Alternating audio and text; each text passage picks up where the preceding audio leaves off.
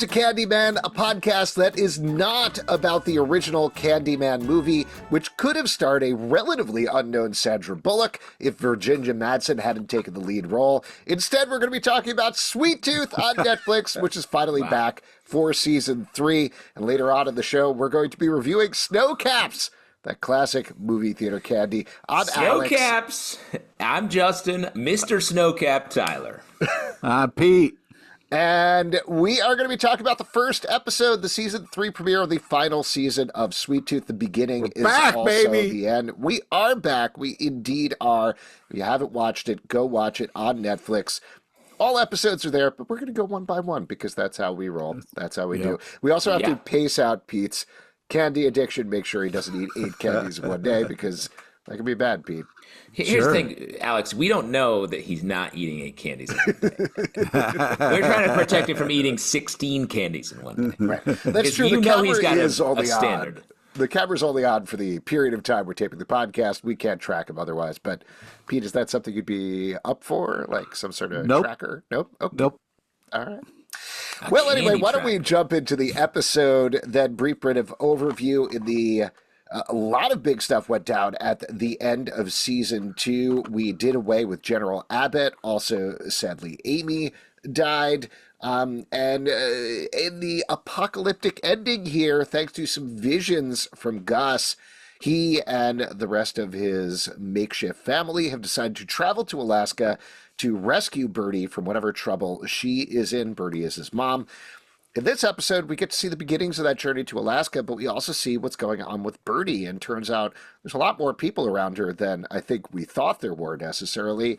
She ultimately gets attacked by not a new organization, but I believe an extension of the organization run by Mrs. Helen Zhang, who we got to see a little bit of the last season. She was a nemesis who didn't agree with what was going on with General Abbott and has some moves of her own, and has a family of her own as well, who is going after Gus and company with the thanks of some feral animal children.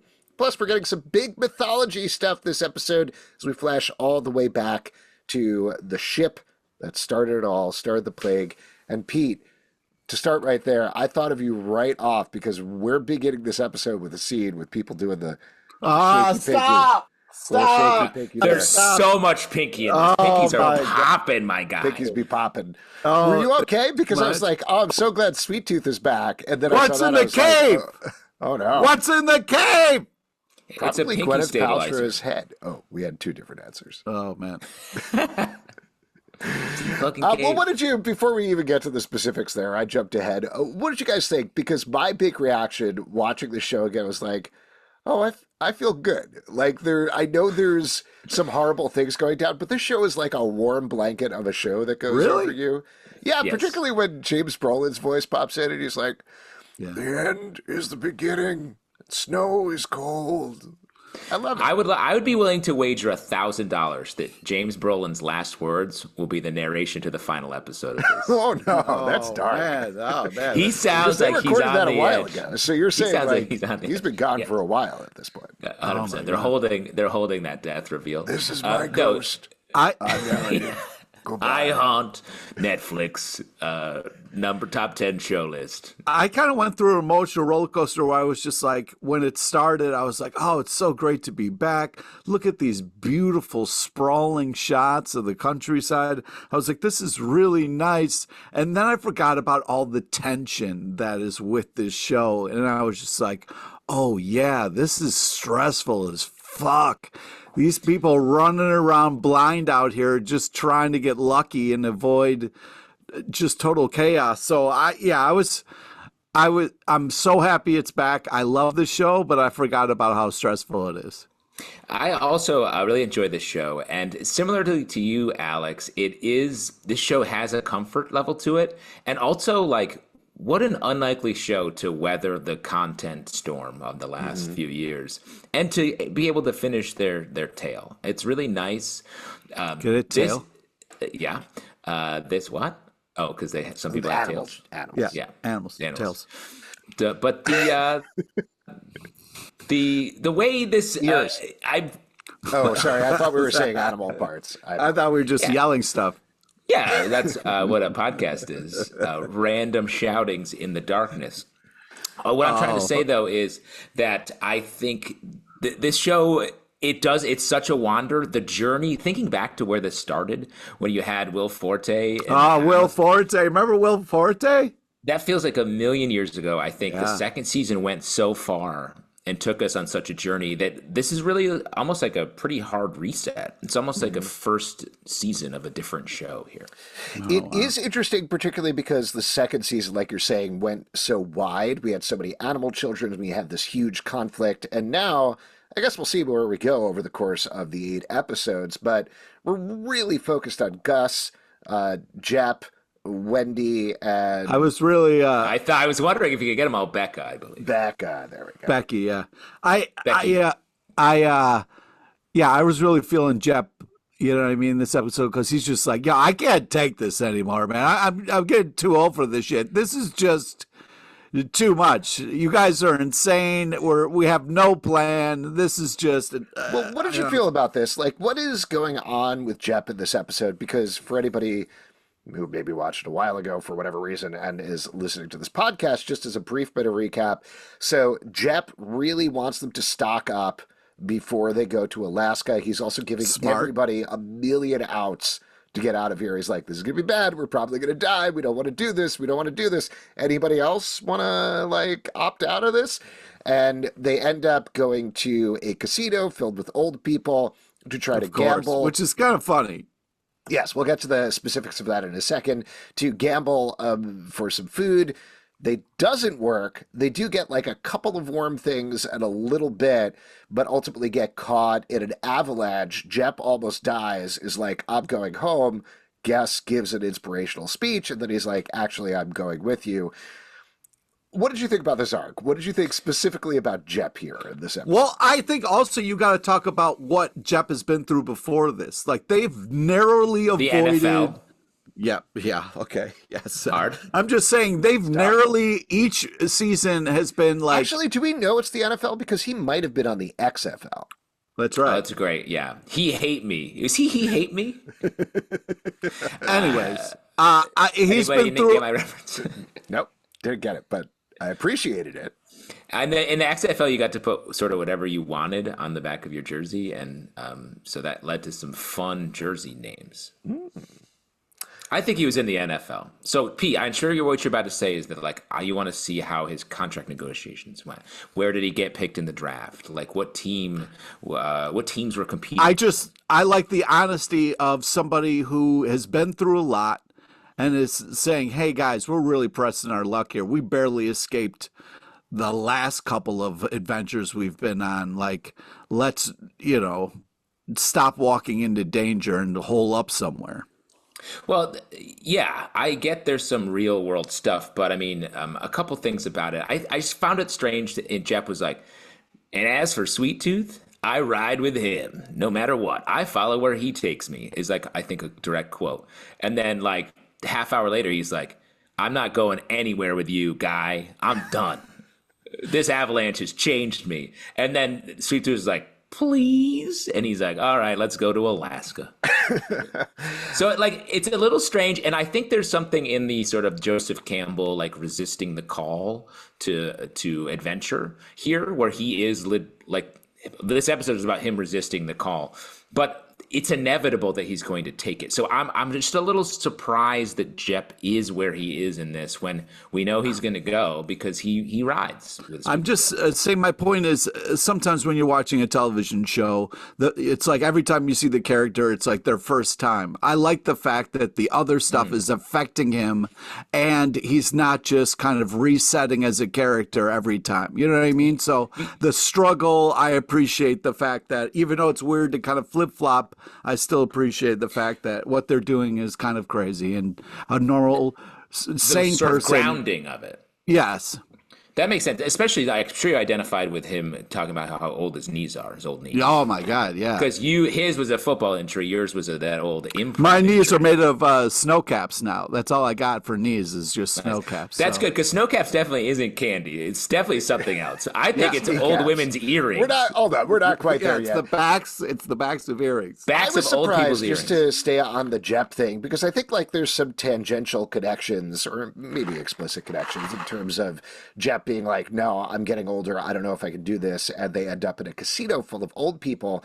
I was kind of surprised that wasn't the whole episode. Like it felt like there was enough there that they could have tied everything closely. Instead, this very interesting setting with a bunch of old people that look like they're living Jeff Lemire drawings, the way that they're all made up and everything. I loved all of that. Awesome. Yeah, that was hysterical. There could have been a closer tie there. And maybe this is just me. Like, I don't need people to be like, I'm stating what the moral is out loud or anything. But it's sort of like skirted what was going on with everybody without quite connecting, I felt like. Well, I thought it was a kind of fun thing for them to kind of stumble across in a post-apocalyptic world. And also, I love the reason that they're there. They're like, well, we come here every weekend anyway. Why wouldn't we? You know what I mean? So I do think it's interesting to see where people decide to hold, up in a post-apocalypse. We've seen people like go to stadiums or different places. So I thought it was a fun. Where would you go, Pete? Home Depot. I would just Home Depot. Because you got everything there. You know what I mean? All the tools. They have food. Yeah, there's like Gatorade and, there's plants. You can grow carrots there in the garden section. My family's doing a Gatorade for Thanksgiving this year. Oh, smart. Got to carve up the old Gatorade. Yum, yum. Yeah. Citrus frost. Do you brine it or do you like deep fry it or what do you do? Yeah. Oh, how about you guys? Or Gatorade, right? Hey, how about you guys? You brine a blue Gatorade and a red one. Of course. Zalvin, come on. Zalvin, you going to Cornell? You going to hole up in Cornell? Yeah, I'll drive the 7.5 hours to Cornell in a zombie apocalypse or whatever. Smart. I don't know. I've always kind of thought like, in full disclosure, full honesty, in any sort of apocalyptic situation, I'm like, I'm not going to survive. That is a weird. I will say, just as a thought, just going to stand there and go, all right. No, I mean, obviously, I'll try to survive. But anytime I watch one of these shows, I'm not like, yeah, I'm Daryl Dixon of The Walking Dead. But where are you going? Nope, it's happening. Where are you going? It's very. Daryl's like, I can't save that guy. Are you going to Prospect Park? Where are you going? If it happens tonight. It's very funny to me, Alex, that even in a thought exercise, you're like, I'm dead. It's like, Alex, Dad, what are we having for dinner? You're like, I'm dying probably. So, I'm not going to think about it. Gatorade in the fridge. Well, what about you, Justin? Where are you going? Here, and I think this is actually pretty forward thinking. You go to Home Depot, Pete, everyone's going to Home Depot. Any grocery store, anything, everyone's going there. You know where they're not going? A grocery distribution warehouse. That's where the food is, but you don't think about that because that has no windows. There's food there. Oh, man, you're right. I'm going to give a better answer than I'm going to die. I would go, there's this place a couple of blocks away from me called Urban Air, which is a trampoline park for kids. Very fun. They got slushies, they got pizzas, they got hot dogs, they got stuff for the kids to do. And if it is a zombie apocalypse or whatever, we got some trampolines we can bounce away from them on, stuff we can climb on to stay high up. We'll be good to go. That is fun. I remember that. So your plan is a bouncy house, and you made fun of me for picking Home Depot. Cool, bro. Cool, man. Remember that season of Walking Dead where they had to get slushies to survive? I do. That's you, Alex. Sweet. They did a whole season, I believe, on that. Yeah, it was 45 episodes. Great. We've established this. I did really like the casino. I wish we got more of it. Moving on to another character, though. Why don't? Are we gonna talk about stuff a little bit? Yeah. I have some thoughts about. How about the fact that the Sweet Tooth Gang falls for a classic lasagna? Put it down. Put it down. It's not time for Sno Caps. Come on, man. You know how this works. Half the podcast we talk about the show. Once that's out of the way, then we get onto the kid. You have to do the work. You have to do the work.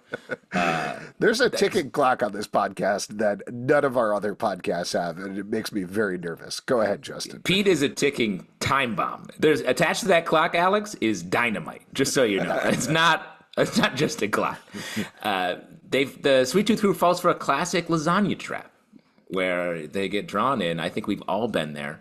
And then I really liked the way that Sweet Tooth gets them with the gambling addiction. He's like, how do we crack these people that when the end of the world is coming, they don't go to see their loved ones, they go to the old casino to pull on the one-armed bandits one more time, one last time. I also appreciated that it was kind of realistic there. Like, you expect he's going to win and use his Sweet Tooth magic to get revenge. How was he? Like, what was his plan there? He was, it was like, a bad plan. He doesn't like, understand I'll use my deer powers to sense what number it's going to fall on. Well, what I did like about that is it played against our sort of TV intentions as well as his magical understanding of what his life has been like.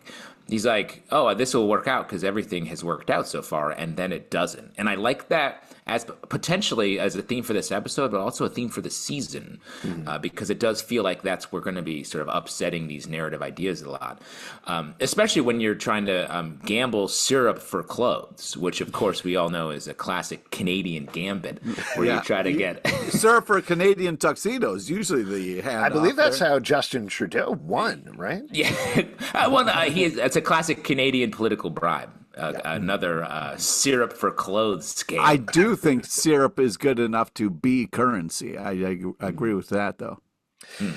So we got the casino thing. I did want to, while we're on this, let's talk about the friendship between Sweet Tooth and Wendy, which I thought was great this episode. They were obviously in dire circumstances in the last season, so we didn't get to see them kind of just like being kids, other than when they were playing with the other animal kids, and them giggling about Idaho potatoes and the lasagna and everything. I thought that was great. I love their relationship here. I thought making packs. Yeah. I agree. I think this cast is a really nice. They boiled everything down to just this crew, and I think it's a really good mix of people with different ideas and different varying levels of quality joints in their knees. Yeah. I will also say on the surprising front, another trope type thing, the avalanche. I was like, this doesn't usually happen like this. This is like you're in the snowy part of the mountain, somebody yells and it causes an avalanche, versus like, here we are in the regular woods. Oh, avalanche. I agree. I was like, that's not an avalanche. There's no snow. And then there was like, oh, I guess there's snow way up high. It was like in a cartoon when someone's in the desert and a wave hits them. I was like, okay.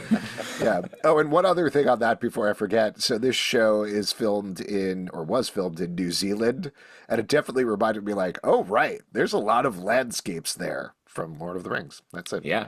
They have everything. I also like that we get... there's a little connection between he and Birdie. We'll talk about the Birdie stuff in a sec. And then Gus straight up zombies out of the snow and then hits them with a smell. You can smell them because, of course, Jeopard stinks. Oh, come on, man. He does, though. Come on. When has he last taken a bath? The avalanche is kind of a bath, but... they would all stink. It wouldn't just bath. be Jep. I don't know why you guys are just attacking the Jep man. They would all stink. This is nothing against the rest of them. He is a big guy who sweats a lot. So there you go. He probably smells just as... Yeah, they all stink. They all stink. There you go. I'm sure the animal children do not smell particularly good either. Yeah. One other thing I want to say is I thought it was strange that the woman from the casino gives them a top hat. Are we going to get a Frosty the Snowman situation here? Oh, man, I hope so. That was and then with the avalanche, I was like, is there going to be a snowman that's going to come out of that and wear that hat? I did like Gus on that hat, though. That was pretty good. It was nice. Maybe he'll pull a rabbit child out of the hat. I don't know where I was going with that. Should we talk about the Birdie stuff? Because that's some wild mythology stuff as well. As I mentioned in the recap portion, was very surprised there are other people where she is. I kind of just assumed she was alone in Alaska, but we meet I guess, mother and daughter who have befriended her and are like, you're going to save the world with your research. They seem to know all about it. She gets attacked by this cowboy guy who I assume is connected to Mrs. Zhang. That's our sort of big action portion for the episode. What'd you think about all of this stuff, guys? Well, it's nice to see moms for sure, but it's definitely stressful because I'm like, oh God, one of them has to stay in a place and then the other one can go get them. Having them both leave, I'm just like, oh, They're just Cross going to go paths. past. Yeah. And that's going to be too stressful to deal with. So, yeah, it was kind of crazy how that one lady was like, it's really all up to you. Like, we're all depending on your research. And she's like, well, I appreciate that, but you have your child and I'm going to go find mine. And it's like, okay, all right, sure. But it's kind of weird that maybe the whole fate of the world is resting on your research and you're like, peace. Not like, hey, can you go get my kid or something else where we can figure something out? Or it's like, hey, kid, here's all my research. You take over. I'm not a scientist. Good luck. That I was like, what is the purpose of this? When she gives her the Thackeray book, I was like, why would she give it to the kid? It's very strange. I really liked the husky kid. It was cool. The eyes, very cool. Yeah. But I agree with you. It's weird that it's such a like utopia up there. And it's weird. And what was the woman's job who she was talking to? She was like the bartender or something. Yeah. And she's like, hope you're doing a good job. I'm doing a good job making drinks, but you need to save us all. Yeah, I don't know. I'm not quite sure what's happening there. It felt like we were doing a lot of setup for the season and resetting, like you were saying earlier, Justin. So we'll have to see how it plays out. There's also maybe a connection of like the refusal of the call thing with Birdie that's going on that maybe connects with Jep. But again, I think it's like, it feels a little like two trains passing in the night. Yeah, it just felt like it was like, well, if she gets captured, she can't have her research on her, so she like gives it to the kid or something. You know what I mean? For this very important action figure that also doubles as the sharpest knife you've ever seen. Cuts through people's coats, stabs them. I was just like, man, this action figure really came in handy. Really saved the day. The little sharp thing that the girl gives her. Yeah. That was an action figure? Well, she like it's supposed to be like a little figurine and a little statue. Have you ever killed anybody with a G.I. Joe? Because I definitely have. Pete? That's got to be a dream of yours, Pete. Did it have the kung fu grip? Who did you use? That's how I killed them. They were like, hiya. And I used murder weapon when I killed someone. Oh, smart. Smart. Yeah. Is that the right choice? Yeah. So I was going to go with Snow Job, but I went with murder weapon. Well, Snow Job's good because he comes with that snowmobile. You can stab somebody with that snowmobile. You know what I mean? We basically had a Snow Job in this episode. Yeah, we did. Yeah. It would have been cool if Snow Job showed up and saved the day. You know what I mean? I thought it was funny that our Snow Job here, he tranks Birdie, chases her, and then he pulls out the tiniest little gun to shoot her with, and is able to shoot her. This sequence, it's different than a lot of other action sequences, and I think the show just approaches everything a little bit differently. So that it just felt like the details were unique. It was weird though that it was like, okay, I tranked her, I shot her snowmobile, my job's done. No need to follow up. See how she is or anything like that. I'll just leave her. I think she escaped was the idea. Like she got tranked and did escape into the snow and the guy couldn't find her from there. Yeah. I mean, all you would have to do is listen for the snowmobile making noise as she drove away. I don't understand how you could lose somebody out there. When I was a kid, we got a used snowmobile for Christmas one year and someone stole it Christmas night. And we were like, let's follow the tracks. Yeah, there you go. It's real easy to. Was it Santa? Yeah, it was like sort of a reverse Santa. Oh man, takes away. Did you just leave it like parked out in front of your house? Like, how did somebody steal it? Was it under your tree? No, we left it in front of the house. That's where you keep snowmobiles. Usually, is outside. Yeah, for sure. Keys in the ignition and everything. There was the mistake, Alex. There we go. Yeah. I would think maybe in a garage or something or a shed locked up so no one could. Before steal we move on to Pete's favorite section of the show, we should mention I love the return of Singh at the end of this episode. I thought that was a great cliffhanger here. Good to see him again. That's definitely going to complicate things. Justin. Oh man, that was when the doc walked in. It was a nice kind of oh no, what does this mean kind of moment. Sorry, I just heard like the clap of the Sno Caps where Pete was like, I'm ready to go. Oh, I'm not ready to go. Okay, let's get back to this. Yeah. Sno Caps keep coming up. Very loud candy. Don't open it. Don't open it. Don't taste it yet. Horrible movie candy. Yeah, so I have a couple things. This hoofed man who grabs Birdie. We didn't discuss that. That's crazy. Yeah. Well, I think that's like an animal adult, right? I think exactly. I think exactly that. And then we also have the dog wheelies, who are on their case, which I thought they were fun and scary. Wheelies from Return to Oz is my reference there. Oh, I thought you meant the wheelies on the bottom of the shoe. No. Isn't that Wheelers? Or maybe it's Wheelers. Maybe it's Wheelers, yeah. Then we have, I've never seen someone so excited to sit on a beanbag. Pete, calm down. He's wrapping up. You don't know that. We don't move on to the next segment until we're done. And you've like bitten a hole in the top of your Sno Caps like some sort of little mouse. I've never seen someone so excited to sit on a beanbag as Wendy. Real beanbag. Oh man, she's a beanbag head. Yeah. She was like, beanbags? Sick. I mean, they're the most comfortable. Don't you get excited when you see a beanbag? I want to sit on a beanbag right now. Uncomfortable. And what are you talking about? The most comfortable. Hard to get out of, I'll give you that. But think about this. Think about the most comfortable substance to sit on. Immediately, your mind. Beans. Thank you. Yes. Dried, uncooked beans. Yum, yum. Just think of the snack. Maybe that's a great place for you to go in an apocalypse, is some sort of bean bag. You're going to have to wrap up because I think we lost Pete at this point. Last thing. I thought it was a great move and very fun / slightly horrifying when those old fucks in the casino lose and they drink the syrup straight right in front of them. Oh, yeah. Those were some great shots. They were really good. Yeah. They're like, literal shots of syrup. Oh, man, that syrup looks so delicious. It made me a little bummed out that we blew it by having syrup as the thing that we tasted at the end of last season. I was like, we should have saved it for this season. But is what it is. Oh, well. And that's all the time we have for Candyman. Yes. Why don't we move on? Let's talk about the candy. Just to clarify, great episode, even if we had some criticisms about it. Very happy to have the show back. So, as mentioned, we're talking about Sno Caps. Yes, Sno Cap Mountains of the Rockies. Yes. Now, I didn't look this up, but I believe this candy was invented several hundred years ago. Made it once, all of them. And they've just been sort of like pulling from that silo ever since. Is that correct? Honestly, this candy feels like a natural resource that someone mines in a very flavorful area of the world. Justin, this is like very. I've seen. How do you pronounce it? Nonpareils, whatever it is.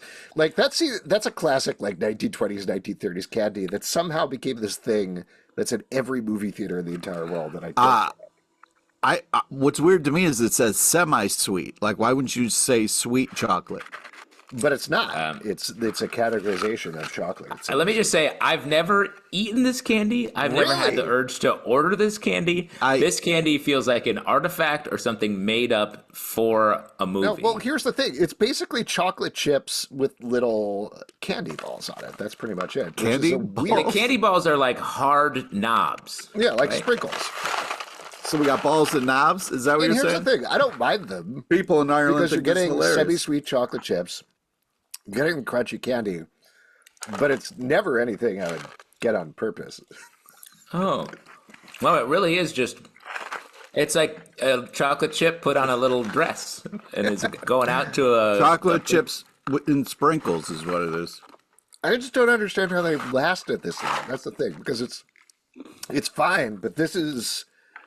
You could put it in cookies? Like, it's not something that I would... Alex, here's the thing. What do people like about chocolate chip cookies? The chips. Right. Get rid of all the cookie mess. You don't need any of that. And you just got the chip, and then the chips, and then you got to dress them up a little bit so it isn't just a bag of cooking stuff. But I also, I don't love they're not sprinkles. They're like non-pariahs or whatever that name is. I don't know. The consistency... Non-pariahs. Yes. They just, like, they get caught in your teeth and they roll around. No, the consistency is fun. It's fun consistency. Keep reaching back into the box and eating them. So what am I doing? I gotta say, I agree with Pete. I like the crunch. Yeah, it's fun. And honestly, I like chocolate chips. I thought they were gonna have a bunch of extra flavor getting in the way. Mm-hmm. It's just chocolate chips with a little bit. I thought they'd be bigger because of the picture on the box. Yeah, but you got a lot of them. I don't know about you guys, but there's no plastic in here, which I find annoying with movie theater candy, like a bag that you have to get it out of. Just pour it in the box anyway. I don't know. It keeps it fresher. Like it. You seal it up, man. I like it. These don't need to be fresh. Yeah. What's the expiration date? 2055? something like that. 26 is on mine. 26, yeah. February. Wait, do we all have the same date? February 1st, 2026. January 18th, 2026. Mine says yesterday. Oh! Do you think that's Ben? Go run and kiss your kids and tell them you love them. Not my favorite. Filled by a snow cap. I'll eat all of these, mind you. Like, I will definitely eat this entire box by the end of the day, but not my favorite. This is the first thing I'm putting in my stomach today, so I'm definitely on a real trip. Breakfast of champions, man. Did you imagine already if finish, Pete? No. What would you eat for breakfast today? A box of Sno Caps? I think you need to check into some sort of clinic. See, clearly something. Well, that's wrong. what they did back in the day in the 1920s. You would check into a clinic and they'd hand you a box of Sno Caps and be, here's your health tablets. And You're they would clearly fix you. insane. It would work. That was the crazy part. That's why they're so popular. Right. Cured cancer. It's a cure-all. See, back then, though, the creativity with candy, you just had to do like one thing and then do one extra thing to garnish it. Chocolate chips with little white dots on them. This doesn't suck, man. I'm really impressed agree. with how much this doesn't suck. This is way better than the other candies that we're talking about doing this season, which I'm Oh, not go excited fuck for. yourself. Go fuck yourself. This is a good candy. No previews. I'm not giving a preview. Man. I'm just saying some of the things. Fuck, man? Some of You the can't things have a Pete- nice time. I'm high on chocolate over here, and you're fucking up my shit, man. You are. Some of the things. Stop swearing. Some of the things that Pete's suggesting are not. I wouldn't eat these in an apocalypse. They sound like they're like How about chemical. this? For the last Rolos episode, are a classic, For the motherfucker. last episode, we'll taste sticking your head in a vat of sugar. See what happens. We should be so lucky. Winnie I the wish Pooh we could. style? I just Winnie the Pooh it? Oh, my God, yeah. We're gonna be eating like chemical sweet dust at one point. I'm sure. I hope this show never So dies. I guess maybe a good start at least to the season, both for the episode and. I love it. for I'm the candy. kicking it off. I love the episode. I love the candy. When are we gonna get to some real food like pickles? There is pickle candy. We could do that. We'll see what happens on this. Stop season pushing of your Sweet pickle Tooth. agenda. If you'd like to support this podcast and all the podcasts we do, patreon.com/Comic Book Club. Also, we do a live show every Tuesday night at 7 p.m. to Facebook and YouTube. Come hang out. We would love to chat with you about Sweet Tooth. Apple, Spotify, Android, or the app of your choice to subscribe, listen, and follow at Comic Book Live on Twitter/X, Comic Book Club Live on Instagram and TikTok, comicbookclublive.com. For this podcast and many more, until next time, the Candyman can. It's called Sweet Tooth, you asshole, not Pickle Bros. So stop it. New podcast alert.